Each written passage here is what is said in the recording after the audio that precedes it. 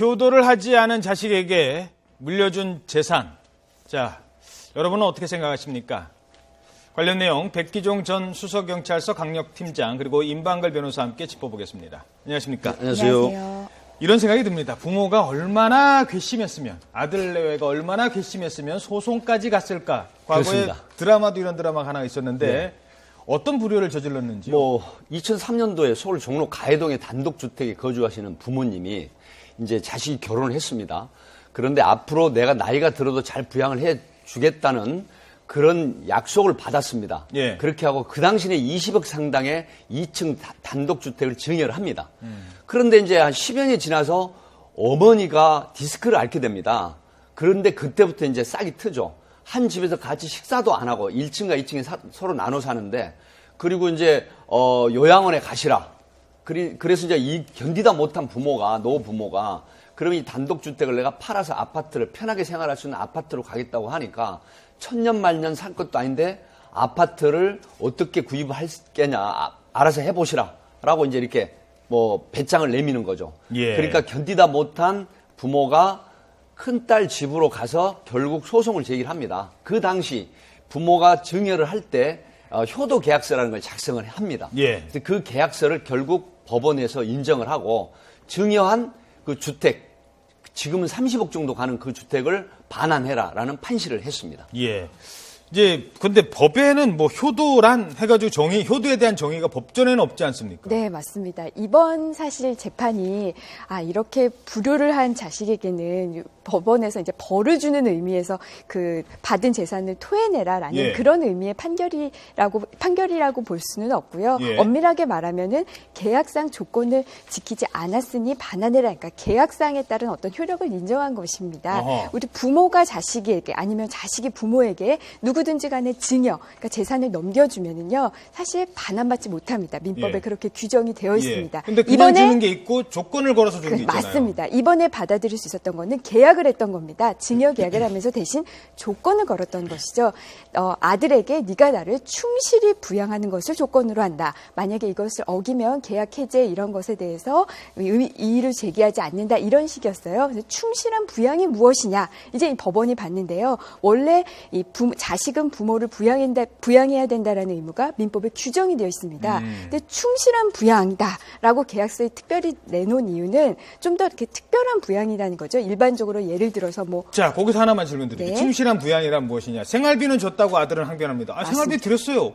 그러면 부양한 거 아닙니까? 부양이 라고 했을 때 뭐라고? 부양이 단순히 그냥 용돈을 드린다, 생활비를 드린다라는 것만으로 부양이 끝나는 게 아닙니다. 아까도 말씀드렸듯이 민법에 부양 의무가 있습니다. 그 부양 의무는 생활비 드리는 정도로 그 부양 의무는 되지만 아까 계약서에 분명히 충실한 부양이라고 했거든요. 예. 그럼 부모를 제대로 봉양을 해야 됩니다. 근데 앞에서 팀장님 말씀하신 것처럼 부모에게 막말을 하고 특히 어머니를 제대로 모시지 않고 요양원에 보내드리는 게 어떻겠느냐 이런 얘기를 한다든지 천년만년 살 것도 아닌데 아파트가 왜 필요하냐 이런 식의 막말을 한 거는 우리가 충실한 부양이라고 부모를 제대로 봉양한 것이라고 볼 수 없다라는 게 법원의 태도였습니다. 자, 그러니까 이 부분입니다. 요양원에 보낸 게 다 불효는 아니에요. 왜냐면은 맞습니다. 부모님의 동의도 있거나 그런 경우는 다른데 가기 싫어하는 부모님을 요양원에 그냥 가라고 하는 경우는 그거는 불효죠. 그렇습니다. 그리고 또 하나 말 한마디가 저는 그 말을 부모님께서 판결문에 써 있을 정도로 충격을 받았다고 생각을 합니다. 천년만년 살 것도 아닌데 부모한테 이른이 그렇죠. 넘으신 부모한테 그렇습니다. 천년만년 설명해 주시죠. 임방글 변호사님이 설명하셨지만 민법 974조에 보면 직계 혈족 간의 일반 부양은 의무 사항입니다. 하지만 효도 계약서를 작성하시게 되면 그 효도 계약서에 위반한 부분이 나온다. 예를 들어서 부모를 공손하게 대하지 않는다라든가 또 효도 계약서 작성된 어떤 그 충실한 부양의 의무를 이행하지 않았을 때 예를 들어서 내가 집에서 편하게 살고 싶다라고 하는데 안 돼. 어머니 가서 우리도 바쁘니까 요양원에 가서 치료 받으세요. 라고 한다라든가 아니면 다른 형제 자매한테 부양 의무를 미룬다라든가 또 간병인을 대해서 자식은 돌보지 않으면서 간병인에게 모든 어떤 부양 의무를 지워버린다라든가 이런 어떤 효도 계약서에 반한 그런 상황이 나오게 되면은 결국은 이게 아들에 대한 증여를 재산을 반환받을 수 있다는 그런 판결인데 예. 결국 그 부양 의무와 효도 의무는 틀리거든요. 그래서 효도 계약서 작성하실 때 예. 제가 시청자분들에서 짧게 말씀 좀 드리겠습니다. 효도계약서를 작성하는 방법이 있습니까? 예, 지금 효도계약서는 10년 전에 비해서 가파르게 50% 이상 증가를 하고 있습니다.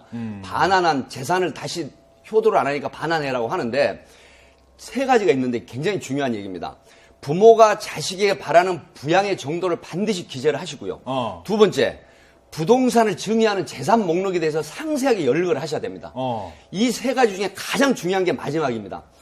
계약상 부양 의무 위반했을 때 증여 계약서를 증여 재산 반환하겠다는 조항을 증여 계약서상에 반드시 기재하라는 효도 것이죠. 못할 경우에는 재산을 돌려드린다. 그렇죠. 효도 계약서 작성에 반환 그런 행위를 했을 때는 증여한 부동산에 대해서 전 재산을 반환한다는 이런 걸 반드시 기재하라는 것입니다. 이렇게 되면은 소송을 제기할 때 굉장히 쉽게 증여를 했던 걸 반환받을 수 있고 불효 자식에 대한 응징을 할 수 있습니다. 예. 불효자식 응징하는 데는 도움이 되는데 씁쓸합니다. 그렇게까지 진짜 계약서를 써야 되나 하는 생각도 들고요. 지금 현행 민법에 의하면 자식에게 재산을 줬는데 자식이 불효했을 경우 그 재산을 돌려받는 방법은 앞에서 팀장님 말씀하신 것처럼 재산을 줄 때 어떤 증여, 그 조건부 증여 계약서, 우리가 말하는 무슨 효도 계약서를 작성하는 것 외에는 없는데요. 그래서 사실 지금 불효자 방지법, 일명 불효자 방지법이라는 그런 법안이 발의돼서 지금